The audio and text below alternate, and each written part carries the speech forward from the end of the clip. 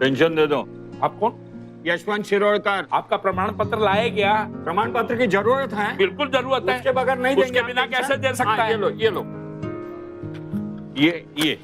ये मेरा जिंदा होने का सबूत। पेंशन दीजिए। दे रहा हूँ। कितने दो? सरकारी नियमों की आड़ में रहकर मेरी मजाक उड़ा रहे काले शिरके। जल्दी ला पेंशन। अरे अरे यशवंत, पेंशन ला जल्दी ला। अरे गिन के रखा है, फिर से गिन रहा था कि बराबर है कि नहीं। मुझे जल्दी है। हाँ कैसा क्या है? तबीयत बड़ी है ना? हाँ एकदम। सरकारी नियमों के अनुसार हर पेंशन लेने वाले को साल में एक बार अपने जीवित होने का सबूत देना पड़ता है। उस समय तो यशवंत शिरोडकर के पास अपने जीवित होने का सबूत था। उस किस्से के कुछ दिन बाद यशवंत शिरोडकर के साथ जो कुछ हुआ वो किसी भी जीवित व्यक्ति के साथ एक घटिया मजाक से कम नहीं था। अब सवाल यह उठता है कि आखिर यशवंत शिरोडकर के साथ ऐसा क्या हुआ था? इंस्पेक्टर साहब, मैंने ही फोन किया था। मैं हूं यशवंत शिरोडकर। अगर तू यशवंत शिरोडकर है तो ये क्या है?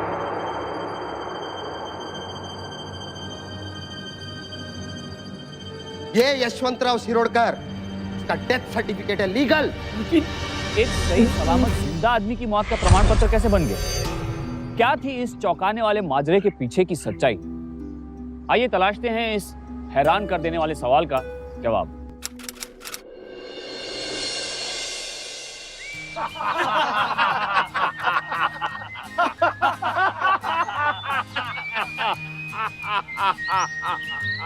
ये मांजरेकर हंस नहीं रहा है, क्यों? ये दुखी क्यों है? अरे भैया, मैं अपने पत्नी से दुखी हूँ। पूछो क्यों? क्यों?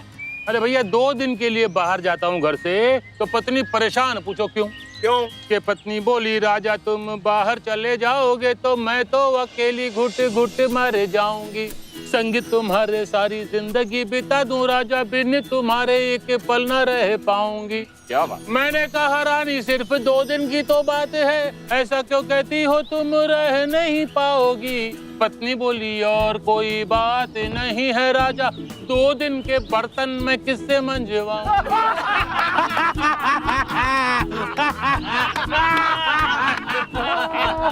चलो निकलते, चलो। हाँ, ठहरो ठहरो ठहरो भाई, जरा उस शताब्दी एक्सप्रेस को जाने दो। अरे मांजरेकर, जरा शर्म करो। अरे तुम्हारी बेटी की उम्र की है वो। तुम्हारी बेटी की उम्र की है वो? अबे बेटी होगी तेरी। ओए,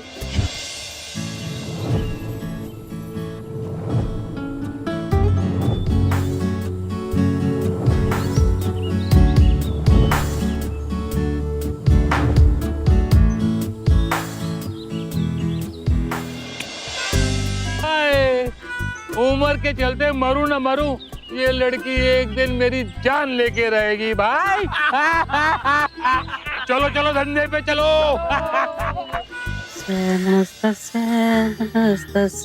नमो नमः।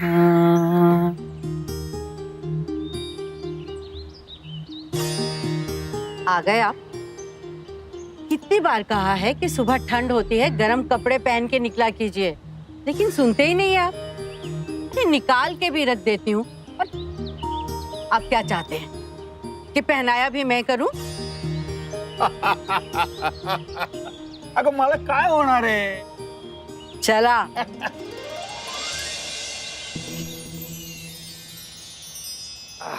यहीं बैठे रहो। चहा आणते। इंदू, आता काय? घड्याळ घडी रखो ना। इसे तो कभी नहीं भूलते। इसे बिना पहने घर से बाहर कभी नहीं निकलते। मुझे भूल जाओगे लेकिन इसे कभी नहीं भूलोगे। वैसे भी मुझसे ज्यादा तो ये घड़ी करीब है आपके। देखिए, कलाई पर निशान भी बन गया है इसका। बगा बगा, देखो देखो देखो।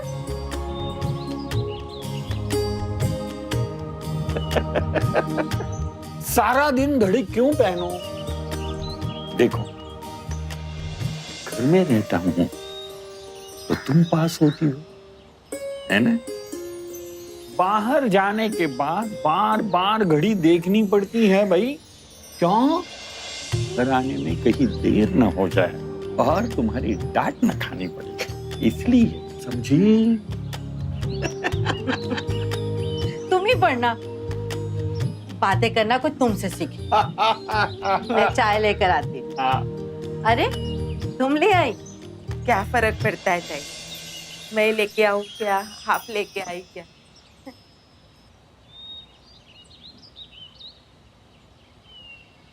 कशी आहेस?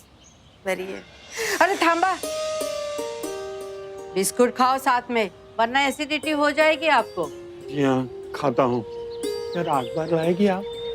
हो 8 दे, और दवाई भी।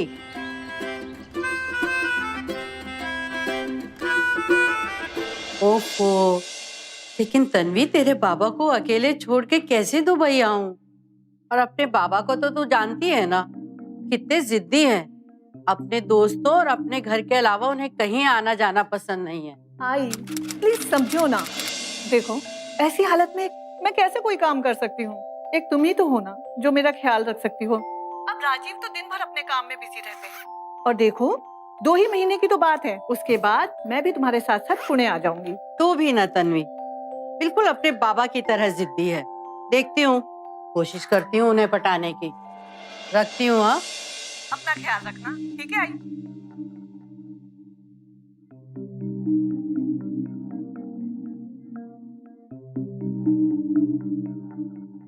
मुझे पटाने की कोशिश मत करना, मैं कहीं नहीं जाऊंगा, अपनी बेटी के घर भी नहीं। तो 2-3 महीना नामुमकिन। ये मजबूरी है, इसलिए बुला रही है। इस प्रेगनेंसी में अकेली बेचारी कैसे संभालेगी सब? अब राजीव के आई बाबा भी नहीं है जो ऐसे में उसकी मदद कर देते। इसका मतलब ये नहीं है कि हम यहाँ से उठकर वहां जाएं। अमन आमचा आयुष्य आहे, हमें हमारी अलग सी जिंदगी है। ये कैसी बातें कर रहे हो तुम? अरे माँ बाप भी तो ऐसे समय में काम आते हैं, और फिर वो तो तुम्हारी लाडली है। लाडली है तो क्या हुआ? उसे दुबई का ही लड़का मिला शादी करने की नहीं। मैं तो नहीं आऊंगा। मुझे अकेले ही जाना पड़ेगा। तो मेरा ख्याल कौन रखेगा? यमुना है ना, 2 साल से घर पर रह रही है। अरे मुझसे ज्यादा अच्छे से तुम्हारा ख्याल रखेगी। यमुना, यमुना अगर तुझसे ज्यादा अच्छा मेरा ख्याल रखेगी तो मैं उसी से शादी करता था, है ना? तुम्हारी क्या जरूरत थी?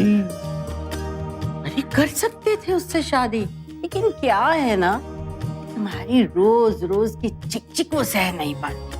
अरे वो तो मैं हूँ जो इतने सालों से तुम्हें झेल रही हूँ। इसीलिए तो कहता हूँ ना, सुनो ना मेरी बात, तुम्हें जाने की कोई जरूरत नहीं है। अगर उसे कुछ प्रॉब्लम है तो उसे कह दो कि वहाँ की नौकरी छोड़े और यहाँ आए। तुम भी ना बिल्कुल अपनी बेटी की तरह जिद्दी हो। मैं जाऊंगी और अपने एजेंट से कह के मेरा टिकट करवा दो। और जब तुम्हारी जिद खत्म हो जाए तो चले आना। ये बदलाव अच्छा होता है जिंदगी के लिए।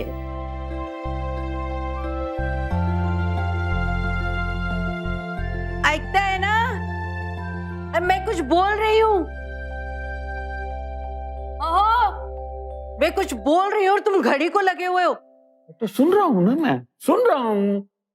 अरे ये घड़ी बंद है, मेरे बाबा ने दी हुई घड़ी है, उसे तो रिपेयर करना बहुत जरूरी है, समझे? मैं घड़ी रिपेयर करने जा रहा हूँ, आते वक्त तुम्हारी टिकट करवा लूंगा। ख्याल रखना अपना। तभी है घड़ी घड़ी घड़ी घड़ी घड़ी घड़ी घड़ी घड़ी। अच्छे से ख्याल रखना और दवा जरूर वक्त पर देना। हाँ? उशीर होतोय, हैं? चला, तुला जायला हवं. चल.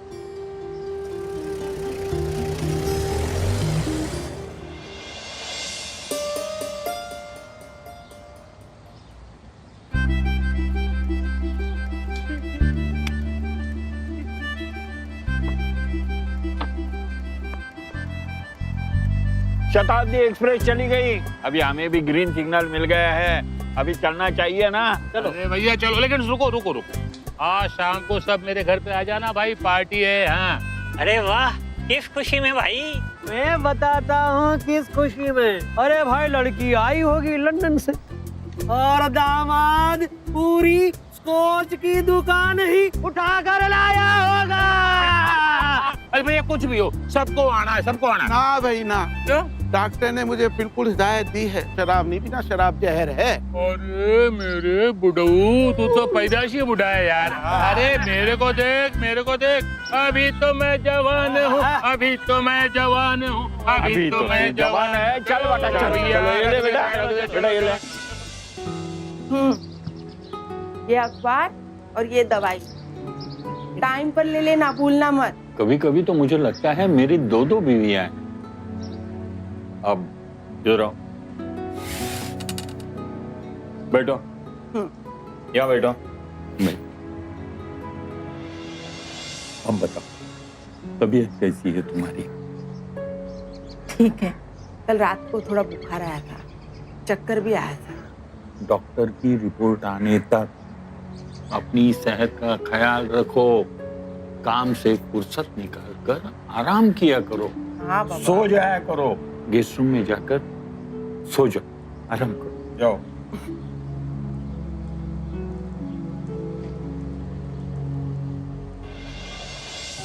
समय बीतता गया और इंदु को गए हुए 1 हफ्ते से ज्यादा हो गया था। यशवंत अपनी दिनचर्या में खुद को व्यस्त रख रहे थे और यमुना भी पूरी कोशिश कर रही थी कि इंदु की गैर हाजिरी में भी यशवंत खुश रहे और उन्हें इंदु की कमी महसूस ना हो।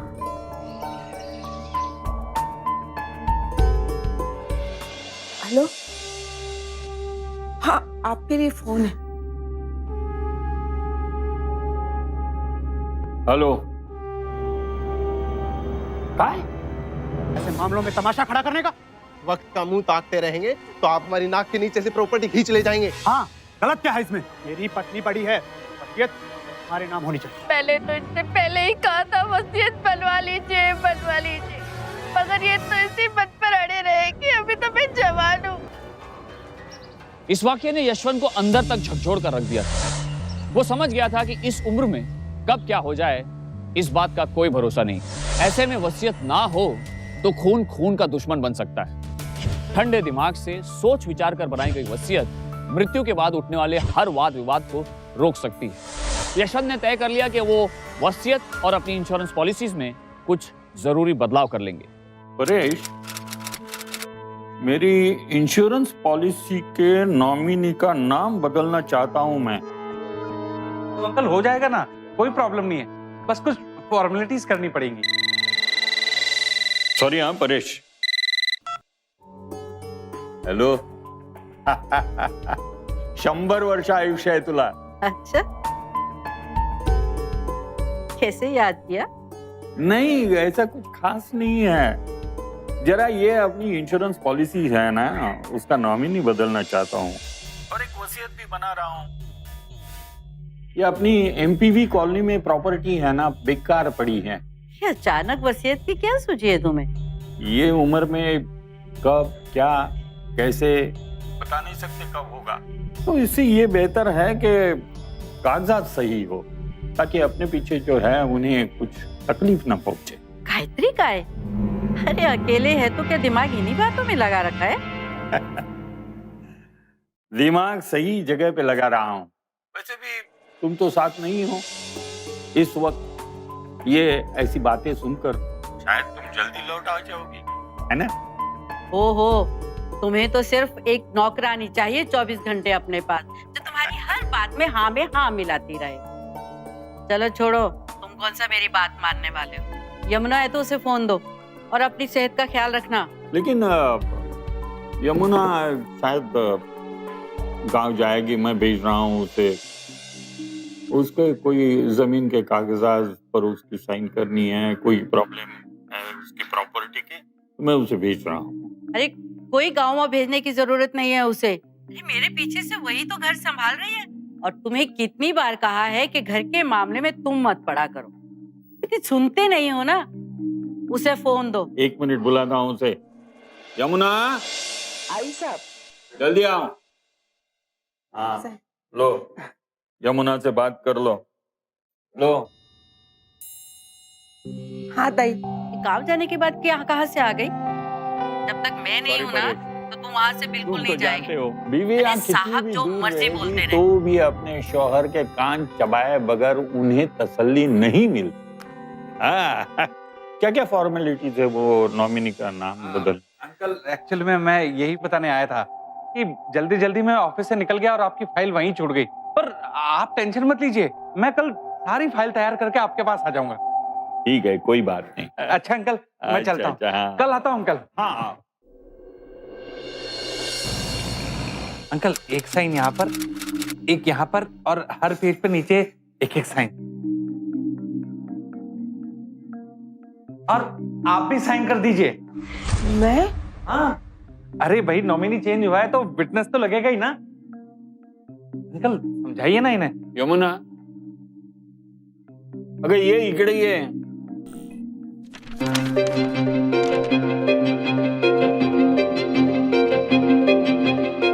हाँ, ये कह रहा है वहाँ साइन करके ये पेपर से मेरी जान छुड़ा लो। ये लो।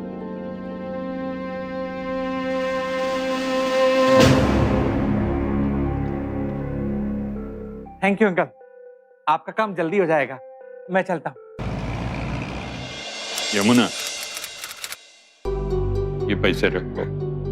नहीं नहीं साहब, नहीं साहब।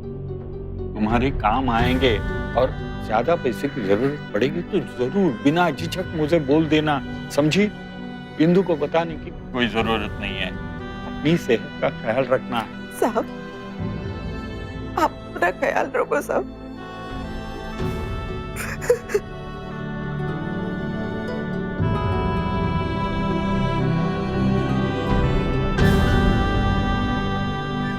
चाय बेटा, मैं देखती हूँ।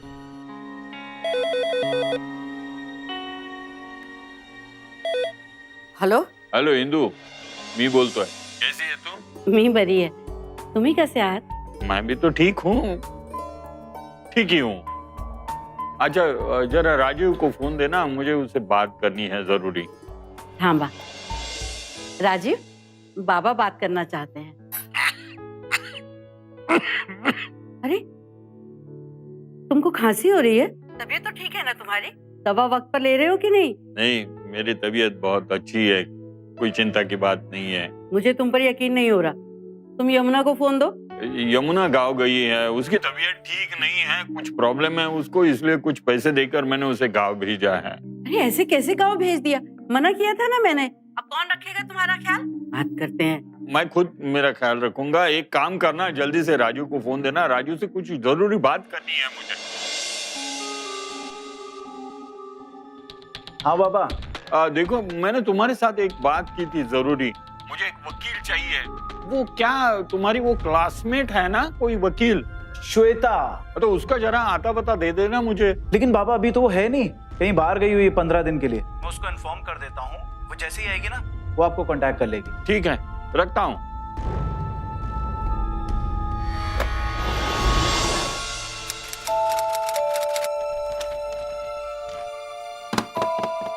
Come in.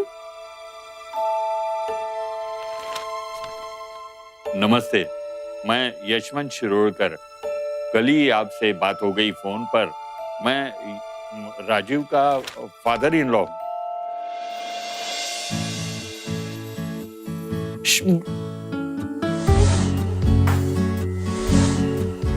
Ji uncle, Shatabdi express 8:15 वाली। बैठिए ना। बेटा, हम लोग तो वो अंकल, आई अंडरस्टैंड, कोई बात नहीं। राजीव ने बताया था कि आपको विल के पेपर्स तैयार करने हैं। हाँ हाँ, आप सारे डिटेल्स लाए हैं? जी हाँ, बिल्कुल। ये देखिए मैडम, मेरा एक मकान है, कुछ एफडीज हैं और एमपीवी कॉलोनी में एक बहुत बड़ा प्लॉट खाली पड़ा है कई दिनों से। इस सब को लेकर मुझे एक विल बनानी है। ठीक है अंकल, सारे पेपर्स इसी फाइल में है ना? हाँ। आप बिल्कुल फिक्र मत कीजिए, प्रॉपर्टी इवैल्यूएट करने के बाद आपकी विल बन जाएगी। तो मैं चलूं? ठीक है अंकल। नमस्ते।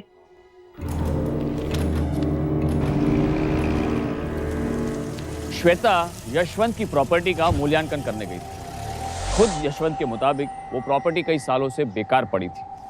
फिर श्वेता ने वहां ऐसा क्या देख लिया जिसे देखकर वो इस तरह चौंक गई।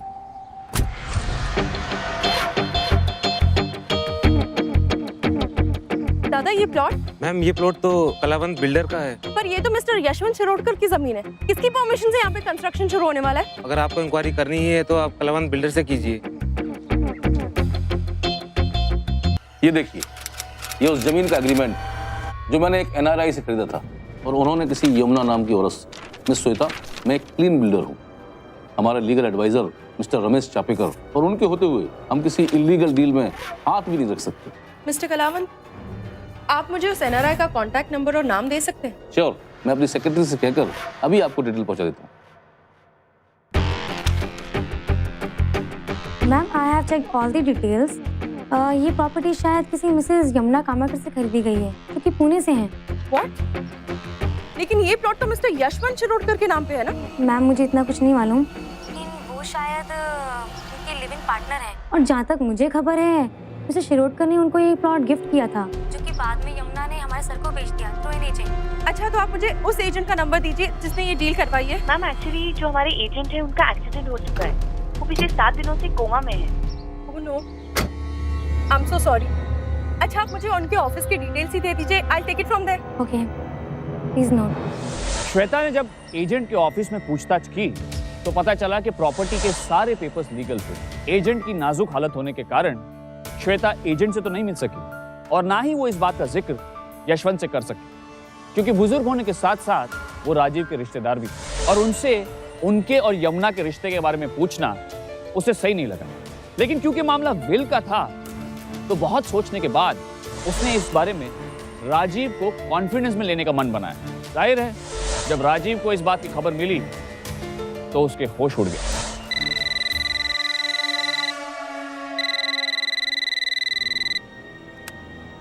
हेलो हेलो, इंदु, तुम कब लौट रही हो? क्यों? यमुना से दिल भर गया? यमुना से? ये क्या बोल रही हो तुम? ज्यादा बनने की जरूरत नहीं है, मुझे सब पता चल गया है। क्या बातें कर रही हो तुम? मैं और यमुना से? बकवास बंद करो। मैं बकवास कर रही हूँ और तुमने MPV कॉलोनी वाली जमीन यमुना के नाम किस खुशी में कर दी? क्या बोल रही हो तुम? ये MPV कॉलोनी की प्रॉपर्टी में यमुना के नाम क्यों करूंगा? पागल हो गया हूँ मैं, उसे क्यों दूंगा? और झूठ बोलने की जरूरत नहीं है। मुझे तो ये सोचकर घिन आ रही है कि इतने सालों में तुमने न जाने किन किन बातों पर मुझे धोखा दिया होगा और मैं बेवकूफ तुम जैसे इंसान पर भरोसा करती रही। जी।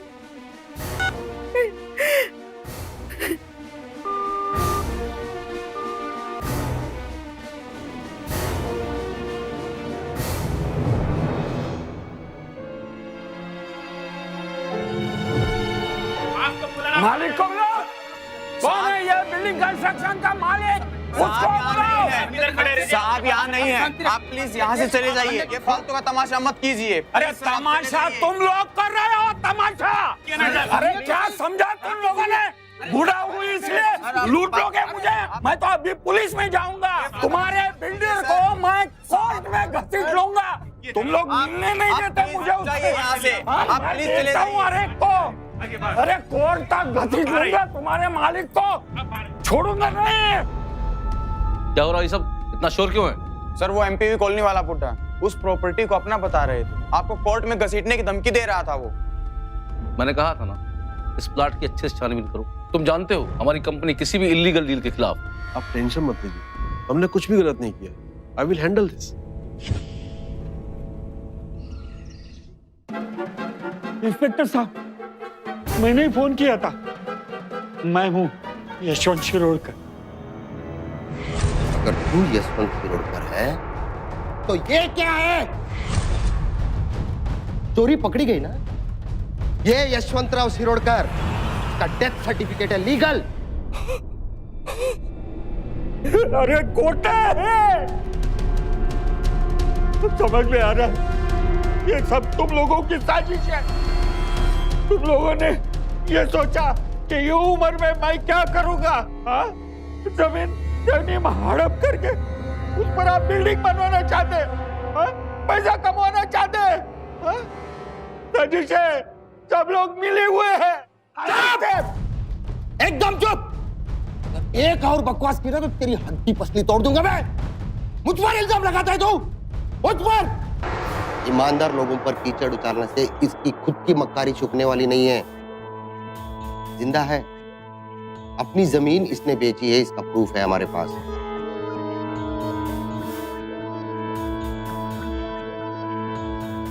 ये लो तुम्हारे बिल और फीस के पैसे। गलती मेरी थी, मैंने तुम पर भरोसा किया। और एक हिदायत देता हूं, झूठी रिपोर्ट्स देखकर अपने क्लाइंट के घर पे उसकी शिकायत करने से पहले क्लाइंट को क्रॉस चेक करना चाहिए। आइंदा मुझे मिलने की कोशिश मत करना, क्योंकि मैं वकील बदल रहा हूं, लेकिन मैं चुप नहीं बैठूंगा। मेरा हक लेकर रहूंगा। लेकिन अपनी पत्नी और समाज द्वारा लगाए गए इल्जामों ने यशवंत का दिल दिलाकर रख दिया था। उसने तय किया वो ऐसे हार नहीं मानेगा और एक नई वकील की मदद से उसने कोर्ट में कलावंत बिल्डर्स के खिलाफ जबरदस्ती जमीन के गबन का केस फाइल किया। इस पूरे वाक्य के दौरान उसने एक बार भी अपने परिवार वालों से बात नहीं की, क्योंकि वो चाहता था कि केस जीतकर उन्हें गलत साबित करे और अपनी खोई हुई इज्जत वापस पा सके।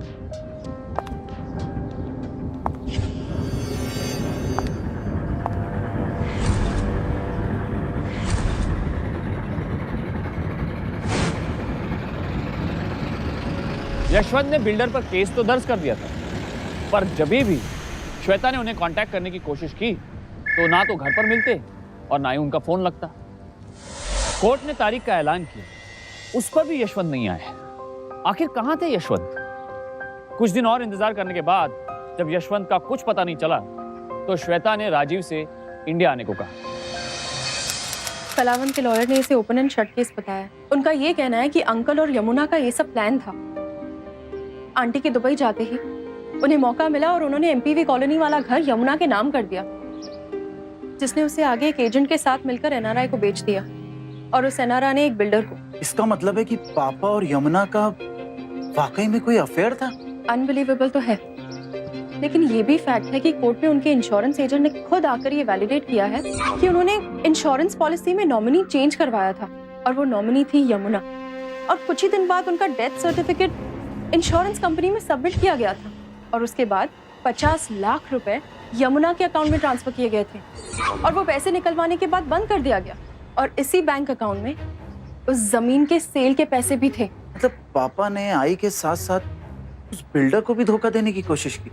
मुझे भी यकीन नहीं हो रहा, क्योंकि डेथ सर्टिफिकेट तो तब भी था जब मैं अंकल को पुलिस स्टेशन लेने गई थी। कोर्ट का क्या वर्डिक्ट है उनके एब्सेंस में? 15 दिन में अंकल और यमुना की रिपोर्ट कोर्ट में सबमिट करनी है, लेकिन अंकल हैं कहाँ?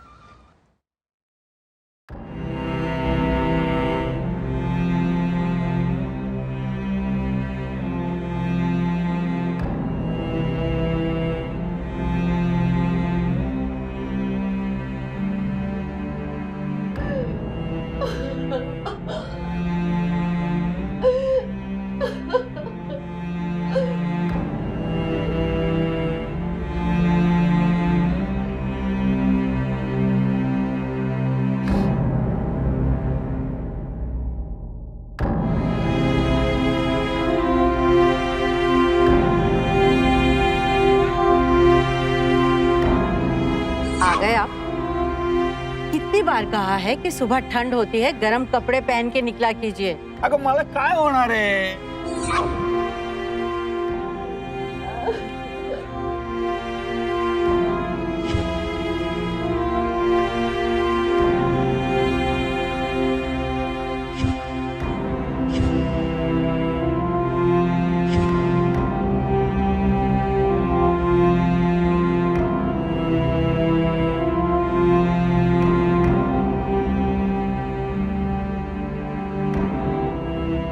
अकेले ही जाना पड़ेगा।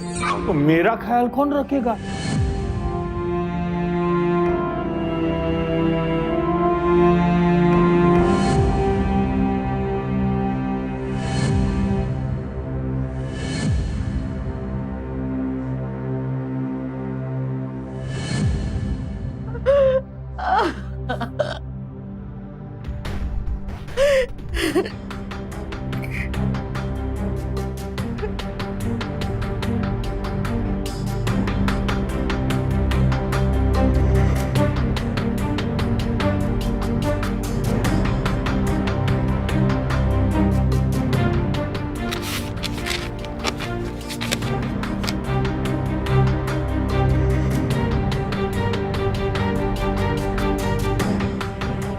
यमुना की रिपोर्ट?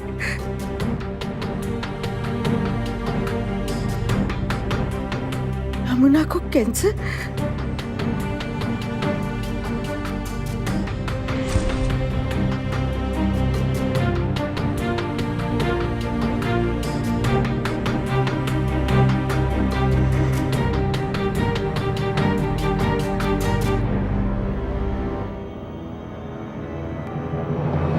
देखो अब सब डिसाइड हो गया है।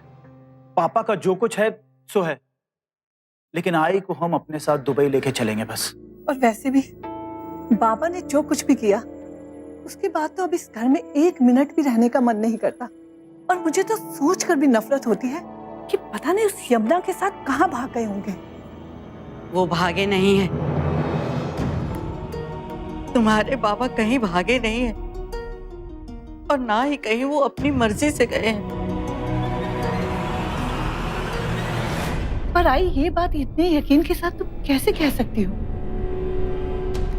क्योंकि वो कभी भी अपनी घड़ी के बिना घर से बाहर नहीं निकलते थे और ये घड़ी वहीं थी ड्रॉर में। आज तक एक भी दिन ऐसा नहीं गया कि वो अपनी घड़ी के बिना घर से निकले हो।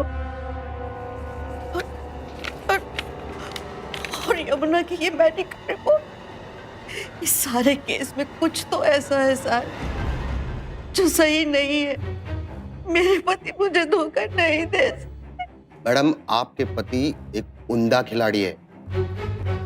ये नकली डेथ सर्टिफिकेट और ये फर्जी बैंक अकाउंट एक ईमानदार बिल्डर को अपनी जगह बेचकर और उसी पर फ्रॉड का इल्जाम लगाना, ये छोटे मोटे चोर का खेल नहीं है। ये सब सिर्फ आरोप है, अभी तक कुछ भी प्रूव नहीं हुआ है। और जब इन्हें शक है तो आपका फर्ज बनता है कि आप पूरी इंक्वायरी करें। मैडम, मिस्टर शिरोडकर ने जितने बड़े फ्रॉड किए हैं कि उसके सामने आपके ये मेडिकल रिपोर्ट्स और ये घड़ी, ये सब कुछ नहीं है। बुढ़ापे में जवानी का खेल खेल रहे हैं मिस्टर शिरोडकर। ये अपने प्रेमिका के साथ गायब हो चुके हैं। मेरा यकीन मानिए साहब, मेरे पति ऐसा कुछ नहीं कर सकते। मेरा दिल कहता है कि बात कुछ और है। आप इस केस की दोबारा जांच करवाइए। ये घड़ी उनके बाबा ने हमारी शादी पर दी थी और तब से आज तक वो इस घड़ी के बिना घर से कभी नहीं निकले।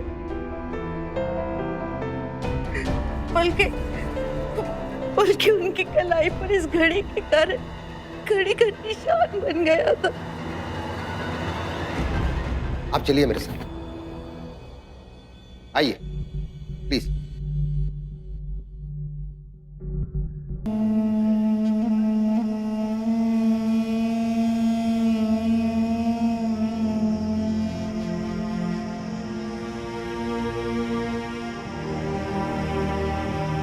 हमने सारी कानूनी कार्रवाई तो कंप्लीट कर ली है। अब बाबा का अंतिम संस्कार होते ही आई को लेकर जल्द से जल्द दुबई चले जाते हैं। वैसे भी इस घर में रहना बड़ा मुश्किल सा होता जा रहा है। क्या तुम्हें ये नहीं जानना कि बाबा को किसने मारा? अब ये जानकर क्या करना है? वैसे भी बाबा ने जो कुछ भी किया या उनके साथ जो कुछ भी हुआ, ये उनके ही कर्मों का फल था। नहीं, तुम्हारे बाबा ने मेरे साथ कोई धोखा नहीं किया है। यमुना तो खुद बीमार थी, उसकी रिपोर्ट देखी ना। पर आई, वो रिपोर्ट छोटी भी तो हो सकती है ना। और वैसे भी इन सब बातों का अब क्या फायदा? ये गड़े मुर्दे उखाड़ने से बाबा लौट कर तो नहीं आने वाले। लेकिन उनके साथ जो हुआ है उसके पीछे कोई ना कोई कहानी जरूर है। जहां तन्वी अपने पिता को गलत मान रही थी, वहीं इंदु को अपने पति पर विश्वास था कि हो ना हो इस बात के पीछे का राज कुछ और ही है। यमुना की मेडिकल रिपोर्ट, यशवंत की घड़ी और फिर उसकी मौत का खुलासा इंदु को यकीन दिला रही थी कि उसकी सोच सही है और अपनी इसी गट फीलिंग के भरोसे इंदु यमुना के घाव पुलिस को लेकर पहुंची। आपके घर से जाने के बाद बस में ही मेरी तबीयत खराब हो गई। बस ड्राइवर ने मुझे अस्पताल में दाखिल करा दिया। 15 दिन में अस्पताल में ही थी। कुछ दिन हो गए मैं यहाँ आई और आपने साहब की ये बात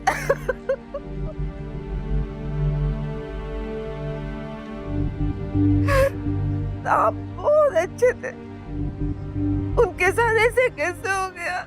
जास्त नाटक करू नको, समझ लगा? अकाउंट खोला, जमीन भेजी, बीमा के पैसे सब अकाउंट में आ गए ना? ये सब तुम लोगों की चाल थी। अब बता, तुम्हारे साहब कहाँ हैं? यशवंत को तूने क्यों मारा? मैंने मार दिया। मैं क्यों मारूंगी साहब को? हाँ? मुझे क्या मिलेगा साहब को मार के? पैसा, धन दौलत। आपको भी विश्वास है इनके बातों पर? हाँ? वो आपके पति थे ना, इसीलिए उन्होंने वो परेश बाबू को बुलाया और जायदाद से बच्चों का नाम हटाकर तुम्हारा नाम डाला और नए कागज बनवाए। क्यों शक किया उन पर तुमने? मैंने तो गवाह के तौर पर सही की थी। मैंने और वो परेश बाबू, उन्होंने भी की। साहब ने उनको पूछा, एक नॉमिनी चेंज करना है तो कितने पेपर्स पे साइन लेगा तू? तो परेश बाबू ने बोला नियम बदल गए हैं, साक्षीदार का साइन तो लगता है ना।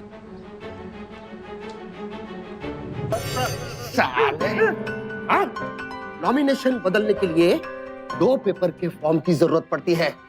बाकी क्या उन कागजातों में क्या था? सच सच बताओ। ये हम भी तो जानना चाहते हैं कि ये कौन सी इंश्योरेंस पॉलिसी है जिसके फॉर्मेलिटीज बढ़ गई। बताता हूँ साहब, बताता हूँ। एक दिन यशवंत अंकल ने मुझे फोन किया और बोला कि मैं अपना नॉमिनी बदलाना है, इसलिए मैं कुछ फॉर्म लेकर उनके घर गया। जब मैंने उन्हें इंदु आंटी से फोन पर एमपीवी कॉलोनी के प्लॉट के बारे में बात करते सुना। ये अपनी एमपीवी कॉलोनी में प्रॉपर्टी है ना, बेकार पड़ी है। तभी मेरे कान खड़े हो गए। मेरे दिमाग में एक आइडिया आया साहब। मुझे लगा कि मैं किसी भी तरीके से इन बुड्ढा बुड्ढी की प्रॉपर्टी अपने नाम करा लूं तो किसी को पता भी नहीं चलेगा, क्योंकि उनकी बेटी और दामाद तो यहाँ है ही नहीं, दुबई में है। जब तक किसी को पता चले मैं सब कुछ बेच बाच कर यहाँ से निकल जाऊंगा। और मेरी इस स्कीम में मुझे एक इंसान की जरूरत थी साहब, यमुना। मैं उस दिन किसी भी बहाने से फॉर्म ना लाने का बहाना करके वहां से चला गया। जल्दी मैं ऑफिस से निकल गया और आपकी फाइल वहीं छूट गई। मैं कल सारी फाइल तैयार करके आपके पास आ जाऊंगा। और अगले दिन पूरी तैयारी के साथ आया साहब। लैंड के लीगल डॉक्यूमेंट, सारे ट्रांसफर पेपर, सब कुछ लेकर मैं अंकल के पास गया, क्योंकि अंकल मुझ पे बहुत भरोसा करते थे। उन्होंने बिना पढ़े सारे पेपर साइन कर दिए साहब। लीगल डॉक्यूमेंट के हिसाब से एमपीवी कॉलोनी के प्लॉट और इंश्योरेंस की नॉमिनी यमुना बन गई। मैंने किसी बहाने से एक नए बैंक अकाउंट के पेपर पर यमुना के साइन ले लिए। दोनों में से किसी को भी शक नहीं हुआ और कुछ ही दिनों में वो प्लॉट, सारा पैसा मेरे नाम हो गया साहब। मैंने वो प्लॉट किसी एजेंट के थ्रू एनआरआई को बेच दिया साहब। मैंने अंकल का फर्जी डेथ सर्टिफिकेट बनाकर सारा पैसा यमुना के अकाउंट में डलवा दिया था और सारा पैसा लेकर इंडिया के बाहर जाने वाला था कि पता चला कि श्वेता को शक हो गया है एमपीवी कॉलोनी के प्लॉट के बारे में। मुझे लगा कि सारा पेट खुल जाएगा, तो मैंने अंकल को फोन किया कि अंकल मेरे पास प्लॉट के बारे में एक इन्फॉर्मेशन है, आप मुझे बस स्टैंड के पीछे मिलो। अंकल मुझ पर भरोसा करते थे, वो मुझसे मिलने आ गए। लाश की शिनाख्त भी ना करो, बहुत गलती हो गई। अदालत ने इंडियन पेनल कोड की दफा 120 बी के तहत षड्यंत्र की साजिश का दोषी, सेक्शन 420 के तहत धोखाधड़ी और सेक्शन 468 के तहत जालसाजी का दोषी करार दिया और साथ ही यशवंत शिरोडकर का कातिल करार देते हुए दफा 302 के तहत उम्र कैद की सजा सुनाई। एक पल के लापरवाही की यशवंत और उसके परिवार को कितनी बड़ी कीमत चुकानी पड़ी। किसी भी तरह के सरकारी या अहम कागजों पर साइन करने से पहले उन्हें पूरी तरह से पढ़ना और समझना बहुत आवश्यक है। बिना पढ़े बिना समझे किसी भी पेपर पर साइन करना आफत और कई बार जुर्म को निमंत्रण देना है। इसीलिए सावधान रहें, सुरक्षित रहें। इसी उम्मीद के साथ मैं हितेन तेजवानी अब आपसे लेता हूं इजाजत। फिर होगी आपसे मुलाकात, तब तक सावधान इंडिया, इंडिया फाइट्स बैक। तो सावधान।